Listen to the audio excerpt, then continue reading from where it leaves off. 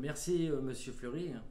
Comme vous l'avez annoncé au début de la séance, effectivement aujourd'hui c'est mon dernier CCSE.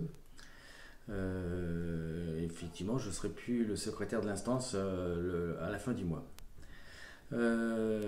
Donc effectivement c'est un long mandat où j'ai effectivement participé dans cette instance ou celle du CCE avant. Donc je suis arrivé en tant qu'élu en 2005. J'avais déjà fait des apparitions dans l'instance en tant que représentant syndical, mais concrètement j'ai été élu en 2005. Je suis arrivé au bureau de l'instance assez rapidement en 2007 et secrétaire de l'institution depuis 2015. Soit 15 ans de mandat dans cette instance, 8 ans au bureau et 6 ans comme secrétaire. Alors ça passe à une vitesse grand V, hein. Quand on est un peu pris par, je dirais, l'agenda, le calendrier de cette instance, effectivement on est toujours en train de préparer l'instance qui vient en suivant de celle qu'on est déjà en train de réaliser. J'ai déjà eu des contacts avec Madame Chenet pour la future séance du CCSE du mois d'avril. Bon voilà, on est toujours à courir après le calendrier, donc effectivement ces 15 ans sont passés à une vitesse très très rapide. Donc pour le mandat du bureau, alors le mandat du bureau c'est un peu particulier comme mandat parce qu'on se retrouve quelque part tout seul. Oui, effectivement, chaque fois qu'on va en délégation auprès de la direction, d'autres sections, on est effectivement à plusieurs. Et là, au bureau, on se retrouve tout seul comme militant de son organisation syndicale et on se retrouve aussi tout seul avec des militants qui sont tout seuls aussi. Et là, de fait, il y a des barrières qui tombent, c'est évident, d'autant plus que la plupart des secrétaires, tous les secrétaires que j'ai connus dans cette instance, ils faisaient en sorte qu'il y avait beaucoup de convivialité dans le bureau. De fait, pour que le bureau soit solidaire des uns des autres, il faut qu'il y ait des liens qui se créent. Et je pense que c'est ce qui s'est passé, et c'est quand même dans l'intérêt de tous qu'effectivement que l'institution fonctionne le mieux et que les membres du bureau soient solidaires de ce qui s'y passe. Donc je ne vais pas citer toutes les personnes qui m'ont marqué dans l'instance, parce qu'il y en a eu quand même quelques-uns. J'en citerai deux, qui sont particuliers. Alors le premier que j'ai connu, qui m'a touché un peu particulièrement, c'est Gérard Gontet. Gérard Gontet était le secrétaire de l'instance quand je suis arrivé. Et donc il m'a particulièrement bien accueilli. Ça s'est vraiment très très bien passé. Il n'y a pas eu de soucis particuliers. Très rapidement, j'ai su trouver ma place dans l'instance, dans le bureau. Voilà. Gérard Gontet était un militant très attentif au respect de l'institution. Et donc, il se mettait assez facilement en colère, aussi bien après interpeller des militants, ou même la direction. La direction, il y a des prises de bec qui étaient mémorables. Et puis, un directeur qui ne voulait pas venir, moi j'ai souvenir d'un Rico qui ne voulait pas venir. Il a fini par venir. Voilà. Donc, voilà. Donc c'était un personnage haut en couleur. Et qui m'avait marqué à l'époque, et puis bon, il lui avait aussi fait voir un peu ce que c'était le boulot de secrétaire, donc c'était intéressant. Voilà. Après, le deuxième personnage qui m'a impressionné aussi, c'était un copain qui est malheureusement pas resté longtemps parce qu'il a eu des soucis de santé, et puis qui nous a quittés assez rapidement à la suite. Donc c'est Éric Hubert. Donc là c'est un personnage beaucoup plus calme, très posé, très attentif à ce qu'on dit, très à l'écoute. Mais par contre, on sentait dans sa présence et puis dans ses dires un vécu syndical fort. Voilà. Il y avait une expérience syndicale très très forte qui s'appuyait sur vraiment le vrai militant syndicaliste. Et puis je me rappelle de lui comme quelqu'un qui était quand même particulièrement gentil. Et puis quelqu'un qui était avec un sourire magnifique. Voilà. Donc ça me restera dans ma mémoire. C'est le moment d'émotion de l'intervention. Voilà. Après, j'ai eu le mandat de secrétaire. Et alors là, pareil, c'est aussi un changement de façon d'être représentant, parce que là, jusqu'à maintenant, j'étais le représentant de mon organisation. Dans mon mandat, je dirais, mon parcours syndical, je vais bientôt avoir 40 ans chez Renault, de présence chez Renault, mais quasiment 40 ans de syndicalisme. Voilà, jusqu'à maintenant, j'étais le représentant de mon organisation. Là, je deviens le représentant de l'institution. Et c'est important de le devenir, le représentant de l'institution, parce qu'il n'y a pas de petite ou de grande organisation syndicale, il n'y a pas de mauvaise petite question, il y a une réponse à apporter à tous. Et donc, quelque part, il faut créer un lien avec les membres du bureau, avec les élus, avec les centraux aussi, qu'il y ait une confiance. Voilà. Ils savent qu'ils peuvent compter sur moi quand ils ont besoin, et c'est ce que j'ai essayé d'organiser au mieux. Et globalement, je pense y avoir réussi. Hein. Je pense que pendant ma mandature, il n'y a pas eu de problème, je dirais, de tension syndicale. Globalement, ça s'est plutôt bien passé. Petite anecdote pour préciser, l'anecdote, c'est-à-dire que quand j'allais en usine, quel que soit l'établissement, pour les périodes électorales ou autres, je n'avais aucun problème pour faire le tour des locaux syndicaux, quelle que soit l'organisation syndicale, quel que soit le site. J'étais à chaque fois toujours bien accueilli. Enfin, c'était quelque chose qui était normal et qui n'a pas posé de problème. À chaque fois, j'étais super bien accueilli, un café ou un coup à boire. Quand c'était les périodes électorales, il y avait toujours un coup à boire. Donc voilà. Donc, et il y avait un dialogue et ça posait de problème à personne. Hormis quelquefois pour mes propres militants qui ne comprenaient pas trop qu'est-ce que je faisais le tour des autres organisations syndicales. Mais bon, voilà. Mais c'était mon job, celui d'être secrétaire d'instance, et je l'ai fait avec beaucoup de plaisir. Donc c'est vraiment une belle aventure humaine. Voilà.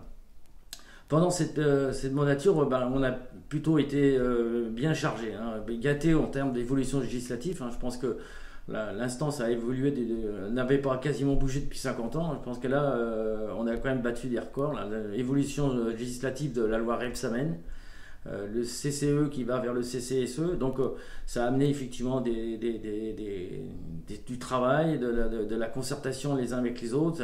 Il y a eu des fois des difficultés, hein, mettre les moyens de l'instance, les avocats, les experts, pour que les organisations syndicales puissent effectivement gérer au mieux les nouveaux accords que ça a engendré, un accord du droit syndical. Voilà. Bon, ça a été vraiment une période qui a été chargée à ce niveau-là et qui a demandé beaucoup de travail. Après, l'actualité de l'entreprise, hein, qui était un peu parfois surréaliste, hein, un PDG bloqué au Japon, pour ne pas dire plus, hein, qui a entraîné forcément sa démission par la suite. Après, mise en place d'une gouvernance par intérim, arrivée d'un nouveau président, départ du DG, remise en place d'une nouvelle gouvernance provisoire par intérim, arrivée de M. Dimeo. Voilà, donc ça a été une période un peu particulière. Voilà, il a fallu que l'instance y fasse face et qu'à chaque fois il y ait des nouvelles prises de décision, des nouvelles façons de faire qui changent et auxquelles il faut s'habituer. Donc avec beaucoup de dossiers quand même. Le CCE, certaines années, on a eu des CCE quasiment tous les mois, voire même des fois jusqu'à 3 CCE par mois. Voilà, donc ça a été effectivement une période des plus mouvementées, avec beaucoup de dossiers. Je reprendrai à titre d'exemple, par exemple, le plan d'économie. Le plan d'économie nous est tombé comme ça, en l'emporte-pièce. C'était effectivement très mal vécu par l'ensemble des organisations syndicales. Mais voilà, quelque part, l'instance a mis en évidence une solution qui était, je dirais, l'accord de méthode. Et tout de suite, j'ai repéré cette solution-là parce que ça permettait effectivement les uns aux autres de s'organiser, où on consulte, comment on s'organise. Et c'était effectivement le plus simple. C'est les experts qui nous avaient mis ça de l'instance, qui nous avaient mis ça, je dirais, en perspective. Et donc tout de suite, j'ai mis les experts au service des organisations syndicales pour qu'ils leur présentent je dirais l'intérêt de ce type d'accord, et puis quelque part s'il y a eu un accord de méthode signé par l'ensemble des organisations syndicales, c'est parce que l'instance a joué son rôle et j'ai joué mon rôle là-dessus aussi, et j'en suis assez content.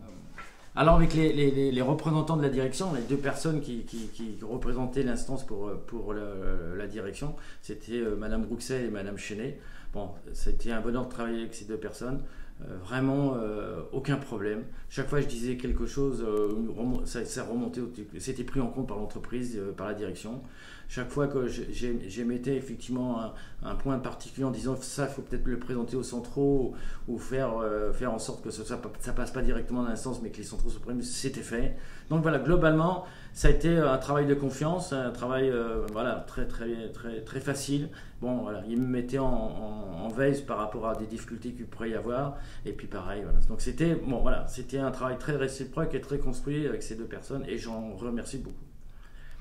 Donc après, l'intérêt de la présence du secrétaire au conseil d'administration. Alors ça, j'ai découvert comment ça s'appelle l'intérêt de ça. C'est d'être un peu dans l'anticipation. Voilà, il y a des débats au conseil d'administration qui arrivent assez rapidement dans l'instance, et donc quelque part, c'est intéressant que je sois dans l'anticipation pour essayer de construire la réponse qu'on peut y apporter, comment on peut, je dirais, construire certains dossiers avec les centraux, avec le bureau pour être dans l'anticipation des réponses que l'instance doit apporter. Donc ça, c'est vraiment voilà, très intéressant d'y être pour ça.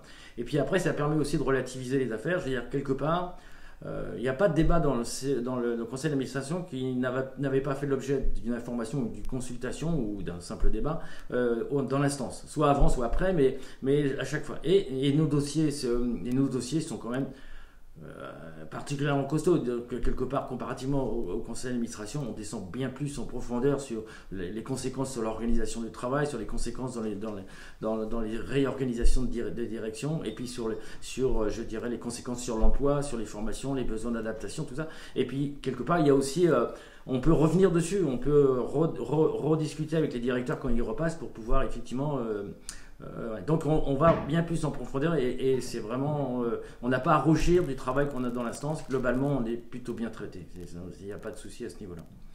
Après et puis après effectivement il y a aussi c'est aussi le côté de dire qu'il y a un débat au conseil d'administration qui est très similaire au nôtre. J'ai pas vu des grandes différences, il y a beaucoup d'interrogations. Je dirais même les préoccupations des salariés, elle est véhiculée par nos élus qui sont au conseil d'administration. Donc globalement, les interrogations, les préoccupations du conseil sont très similaires à ce qu'on rencontre au conseil dans ces deux instances différentes, mais un peu similaires quand même dans les débats. Voilà, bon, je quitte donc ma responsabilité dans une période de forte mutation. L'entreprise doit relever beaucoup de défis. Alors déjà, il y a le premier défi, celui de l'économie. On est dans une situation un peu délicate, pour ne pas dire difficile. Donc il va falloir relever ce défi-là. Et après, il y a le deuxième défi, c'est il va falloir qu'on fabrique et qu'on conçoit des véhicules qui respectent l'environnement. C'est le climat de demain, c'est un enjeu sociétal qui va être fort et toutes les industries vont devoir y faire face. Voilà, l'industrie automobile a un rôle à jouer et ce rôle est important parce qu'il peut être aussi porteur de valeur pour l'entreprise et de valeur pour les salariés. Voilà, de fait, s'ils sont fiers des produits et des solutions qu'on apporte dans ces réglementations climatiques, c'est un souci de fierté pour eux. Voilà. Donc effectivement, il y a aussi un changement de modèle économique. On a conçu, fabriqué et vendu des voitures depuis un siècle. Là, aujourd'hui et demain, surtout demain, on va toujours concevoir et fabriquer des véhicules, mais on va vendre des services, on va vendre des kilomètres, on va plus forcément vendre des voitures de la même manière. Voilà. Et là, on ne sera pas face à des concurrents comme on a l'habitude d'avoir, d'autres industriels comme nous, mais on aura affaire à des concurrents, les GAFA. Et les GAFA ont des moyens informatiques, financiers qui sont de notre nature. Et donc, si on ne veut pas devenir leur sous-traitant de deuxième zone, on a intérêt effectivement de s'adapter et de créer l'entreprise pour demain dans l'intérêt effectivement de Rodo et surtout de ses salariés. Voilà, donc c'est une période de forte mutation et dans cette période-là, l'instance a toute sa raison d'être. C'est là qu'on construit, je dirais, le constat commun qui permet aux organisations syndicales de pouvoir de faire le dialogue social avec l'entreprise en s'appuyant sur un vrai constat. Et nous avons ce rôle effectivement important d'éclairer et d'être dans l'anticipation de ce qui va se passer dans l'entreprise, d'éclairer les salariés, d'éclairer nos organisations syndicales. Et ça, je pense que c'est vraiment, je dirais, le boulot qu'on a à faire en permanence, reconstruire. Voilà. On est les facilitateurs du dialogue social et on a un rôle excessivement important, surtout dans cette période-là. Donc, je remarque une chose, c'est que les directeurs qui interviennent dans l'instance, à chaque fois, alors les premières fois quand ils interviennent, ils sont quand même impressionnés. C'est évident pour personne de se retrouver devant une quarantaine de syndicalistes. Voilà. Mais une fois qu'ils ont pris l'habitude et ils aiment y revenir. Voilà. C'est sincèrement, et je pense que c'est vrai. C'est vrai qu'ils ont un dialogue avec les élus qui est en vérité un dialogue qui n'est pas faux, qui est vrai. Et donc quelque part, c'est pas qu'ils n'ont pas ça avec eux, mais quelque part on est dans une relation de confiance et que globalement ils arrivent à dire des choses qu'ils n'auraient peut-être pas forcément dû dire, mais n'empêche que voilà. Donc il faut savoir jouer avec ça parce que c'est important. On peut mesurer effectivement je dirais, l'activité de l'entreprise à travers effectivement les difficultés que rencontrent nos directeurs, puis les réussites qu'on a aussi. Voilà, tout ça, tout ce discours avant tout pour vous remercier, parce que sincèrement le mandat que j'ai eu, je vous le dois, hein, c'est vous qui m'avez élu, mais n'empêche que ça a été un moment très, très fort dans mon parcours militant. Ça fait 40 ans que je l'ai déjà dit, 40 ans que je suis chez Renault, 40 ans que je syndicalise. Sincèrement, ce mandat, j'ai eu plaisir à l'avoir, être en réaction. C'est une belle aventure humaine, que ce soit avec les centraux, les membres du bureau, les élus, voilà, et la direction. C'est vraiment un bon mandat, et sincèrement, je vous en remercie. Je le souhaite à beaucoup de militants. Voilà. Donc, je voudrais aussi saluer votre engagement, parce qu'il ne peut pas avoir d'instance qui fonctionne correctement sans qu'il y ait des élus, sans qu'il y ait des salariés qui font le choix de s'engager. Et c'est important, parce que sans vous, il n'y a rien de possible. Et donc ça, c'est un choix individuel que vous avez fait à un moment ou à un autre, et sachez qu'il est important, et il faut le saluer. Syndicaliste, c'est pas un boulot toujours très facile. On n'est pas toujours compris des salariés, on est pris à partie par nos militants quand on est en responsabilité, nos syndiqués, on est pris à partie par la direction de l'établissement, on est aussi pris à partie par nos structures syndicales, nos centraux, voilà, tous ces gens-là nous demandent toujours plus. Bon, ce qui est bien. Il y a aussi notre hiérarchie professionnelle qui ne comprend pas toujours nos engagements, puis qui nous voient partir, prendre du temps pour autre chose, et qui ne comprennent pas toujours, et on a le droit à 2-3 réflexions à ce niveau-là. Bon, ça fait partie, il faut savoir leur expliquer, mais ce n'est pas toujours évident. Puis il y a aussi nos familles, quand on est engagé dans la vie syndicale, c'est un investissement qui dépasse largement le cadre professionnel. Donc on est engagé, quand on a des responsabilités syndicales, on est, je dirais, 24 heures sur 24, et on l'est aussi pendant les congés. Donc voilà, donc merci aux familles de nous supporter. Donc voilà, donc la situation sanitaire nous permet pas de faire les choses d'une manière un peu plus conviviale. J'aurais aimé effectivement, bon, je désespère pas qu'on puisse le faire à un moment ou à un autre dans le courant de l'année. Bon, j'ai déjà pris date avec le bureau, dès qu'on pourra faire un petit resto, on le fera. Voilà, bon. Voilà, tout ça, je vous dis maintenant au revoir, et encore merci, puis je souhaite bon courage et bon vent pour la suite. Merci.